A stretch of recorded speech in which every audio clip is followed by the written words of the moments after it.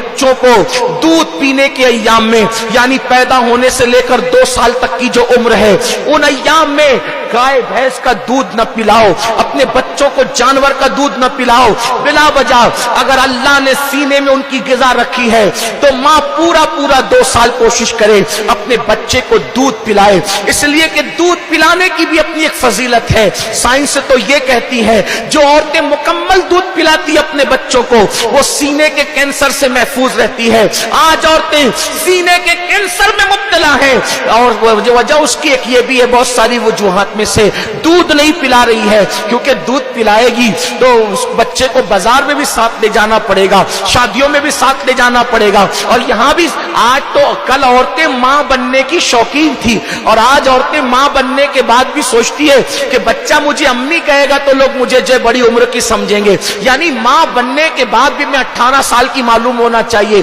یاد رکھو یہ ظلم ہے۔ اے خاتون جنت کی کنیزو،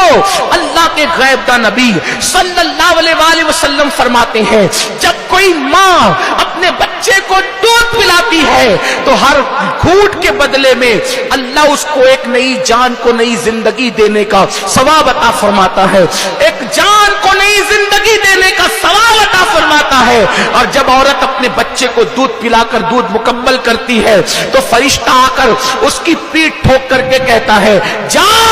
اب نئے اعمال شروع کر، کیونکہ اللہ نے تجھے گناہ سے ایسے پاک کر دیا جیسے تو ابھی اپنی ماں کے پیٹ سے پیدا ہوئی ہے۔ اللہ اکبر۔ اس لیے بچوں کو اس کا دودھ نہ پینے دو۔ ہاں اگر کوئی بیماری ہو، واقعی کوئی مجبوری ہو، دودھ نہیں آتا ہو تو بات الگ ہے، لیکن اگر اللہ سینے میں غذا دے رہا ہے تو اپنا دودھ پلاؤ، اور دودھ پلاتے وقت کانوں میں ایئر فون نہیں ہونا چاہیے، دودھ پلاتے وقت نظر جو ہے وہ ٹی وی سیریل پر نہیں ہونا چاہیے، بلکہ جب دودھ پلاؤ تو درود شریف زبان پر ہو، جب دودھ پلاؤ نعت مصطفیٰ زبان پر ہو، جب دودھ پلاؤ ہو سکے کہ باوضو ہو، کوشش کرو باوضو رہو، اور باوضو نہیں رہ سکتی کم سے کم درود شریف پڑھو، درود شریف پڑھو، نعت شریف پڑھو۔ اس کے اثرات آپ کے بچوں پر ہوں گے اور آپ کے بچوں کو پوری زندگی انشاءاللہ اس کی برکتیں کام آئے گی۔ میری بہنوں، ساتھ ہی ساتھ میری گزارش آپ سے یہ ہے کہ بچوں کو دادا دادی کا ادب بتاؤ، بچوں کو چچا چچی کا ادب بتاؤ، بچوں کو خالہ خالو کا ادب بتاؤ،